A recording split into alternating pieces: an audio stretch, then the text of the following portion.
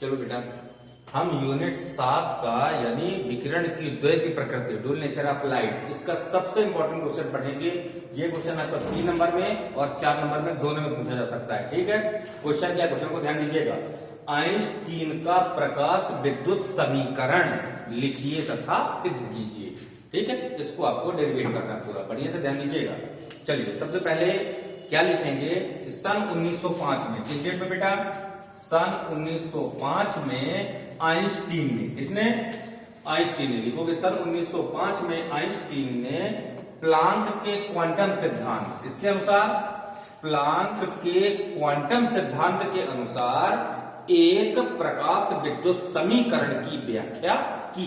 Clear, एक बार फिर से देखिए। सन 1905 में आइंस्टीन ने प्लांक के क्वांटम सिद्धांत के आधार पर प्रकाश विद्युत प्रभाव की व्याख्या की। ठीक है, पहले अपन जानते हैं बेटा प्लांक का क्वांटम सिद्धांत ये क्या है, तो क्या बोलोगे, प्लांक ने यह बताया कि ब्रह्मांड की जो टोटल एनर्जी है, ब्रह्मांड की संपूर्ण ऊर्जा है, वो छोटे छोटे बंडलों में, किस रूप में व्याप्त होती है बेटा, छोटे छोटे बंडलों के रूप में उपस्थित होती है, कि व्याप्त होती है।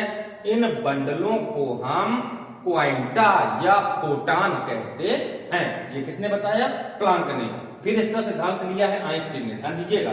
तो क्या बोलोगे, प्लांक के क्वांटम सिद्धांत के अनुसार प्रकृति की संपूर्ण ऊर्जा छोटे छोटे बंडलों में उपस्थित होती है, जिसे हम क्वांटा या फोटान कहते हैं। अतः आइंस्टीन के अनुसार, किसके अनुसार बेटा, अब आइंस्टीन प्लांक क्वांटम सिद्धांत ले रहा है। अतः आइंस्टीन के अनुसार जब एक क्वांटा या एक फोटान को, इसको बेटा, जब एक क्वांटा या एक फोटान को किसी धातु सतह पर आपतित करते हैं, तो वह ऊर्जा दो प्रकार से खर्च होती है। ठीक है बेटा, मतलब आइंस्टीन ने क्या बोला कि जब एक क्वांटा या एक फोटान किसी धातु सतह पर आपतित करते हैं, तो वह ऊर्जा कितने प्रकार से खर्च होती है, दो प्रकार से खर्च होती है। अब दो प्रकार से काहे काहे में खर्च होती है, ध्यान दीजिएगा। जैसे मान लीजिए ये आपकी एक धातु सतह है, इस धातु सतह पर आपको क्या आपतित कराना है, एक क्वांटा या एक फोटान। प्लांक ने क्या बताया था कि एक क्वांटा या एक फोटान की ऊर्जा कितनी होती है, एच न्यू।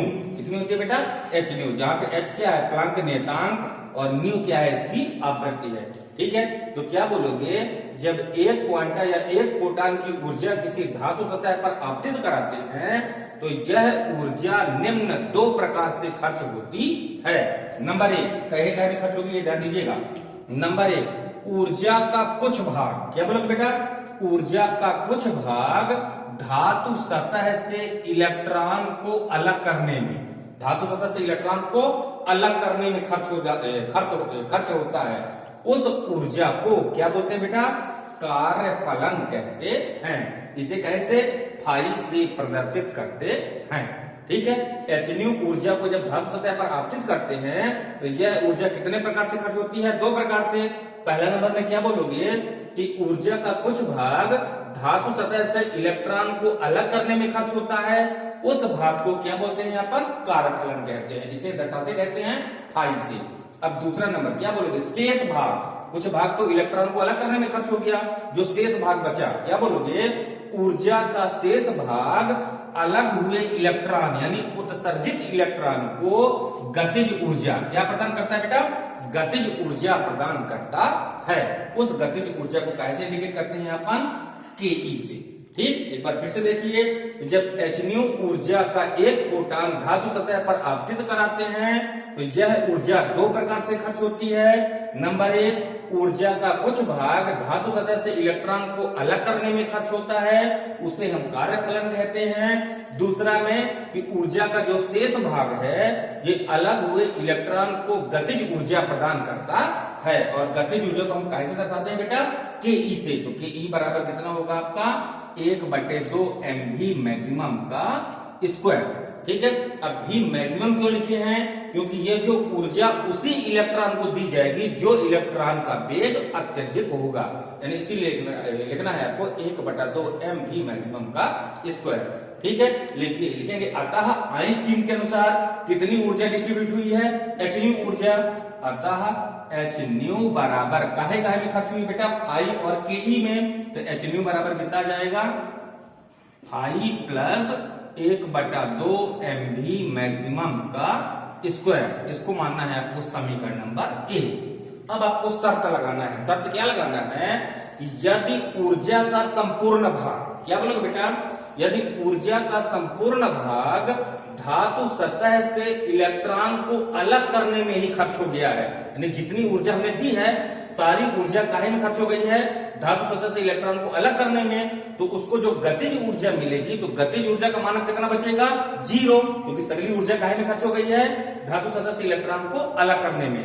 तो कंडीशन क्या लगाना बेटा, यदि ऊर्जा का संपूर्ण भाग धातु सतह से इलेक्ट्रॉन को अलग करने में खर्च होता है, तब 1/2 MV मैक्सिमम का स्क्वायर बराबर 0, इसका मान 0 हो जाएगा। तब क्या होगा, ध्यान दीजिएगा, तब विकिरण की जो आवृत्ति होगी, यह आवृत्ति आपकी देहली आवृत्ति कहलाती है। अब देहली आवृत्ति को कैसे इंडिकेट करते हैं अपन, न्यू 0 से, तो लिखेंगे कि यदि 1/2 MV मैक्सिमम का स्क्वायर बराबर 0, तब न्यू बराबर कितना आ जाएगा बेटा, न्यू 0, ठीक है, यानी उसकी आवृत्ति देहली आवृत्ति कहलाएगी।